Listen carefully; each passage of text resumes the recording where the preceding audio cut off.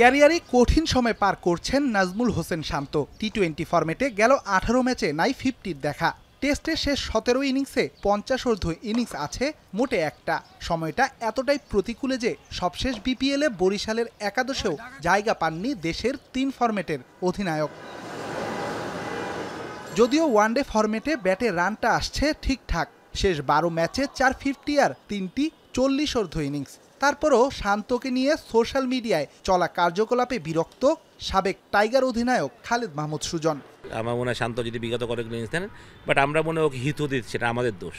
মানে আমাদের দোষ বলতে গেলে আমাদের মানে সারা দেশে যেভাবে ওখানে ট্রল করা হয় বা যে আমি জানি না, আমি শুনি এগুলা, আমি মনে করি ঠিক না। ওর বয়সটাই বা কত, ইজ ভেরি, ওর মতন আমি মনে করবো যে নিবেদিত ক্রিকেটার কিন্তু খুব কমই আছে।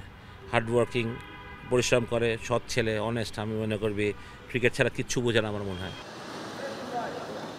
তবে শান্তকে 3 ফরম্যাটে অধিনায়কত্ব না দিয়ে যে কোনো 2 ফরম্যাটে দেয়া যেতে পারে দায়িত্ব, মনে করেন টাইগারদের সাবেক এই টিম ম্যানেজার। বোলারকে বোলিং দিচ্ছে, বোলার যদি পারফর্ম করতে পারে রাইট মুভমেন্টে, বা ব্যাটসম্যানরা যদি পারফর্ম না করে, শান্ত তো একা পারফর্ম করে এমন না, তাহলে কিন্তু মানে সেটা ওকেও দেখতে খারাপ লাগে। সুতরাং আমার মনে হয় যে আমরা আসলে কোনো জিনিসে না এত তাড়াহুড়া করি যে শান্তকে আমরা দিয়ে শিখে দেয়। আপনি এটা বলতে পারেন যে শান্ত 3 ফরম্যাটে ক্যাপ্টেন থাকা কিংবা এক ফরম্যাট থেকে সরে দিয়ে যে সেটা শান্ত টি-20তে ভালো খেলছে, সেটা হতে পারে, কিন্তু ওয়ানডে ফরম্যাটে আমি বলি Shanto still one of the best player in Bangladesh. এদিকে দলীয় সাফল্য পেতে শান্তকে আরও সময় দেওয়ার আহ্বান জানিয়েছেন খালেদ মাহমুদ। চেঞ্জ ফেজে আসি আমরা, তো ওই ফেজে তো এরকম, আপনি যদি অস্ট্রেলিয়ার কথা মনে করেন, যখন সিনিয়র প্লেয়ার চলে গেতেন, অস্ট্রেলিয়া কিন্তু অনেক বছর ম্যাচ জিতে নিয়ে এরকম প্রবলেমে ছিল। তো আপনি কি, ওরা তো কেউ এরকম ট্রল করে না, বলে না, কিন্তু আমরা ট্রল করি। আমরা তখন আজকে যদি আমি শান্তকে না দিয়ে মিরাজকে দিই, বাংলাদেশ টিমকে জিতবে, আপনি গ্যারান্টি দিতে পারেন? তো মিরাজকেও তো আপনি একই ট্রল করবেন পরে।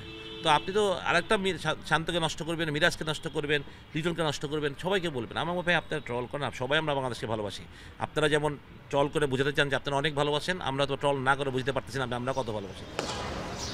রেদওয়ান শাওন, এখন, ঢাকা।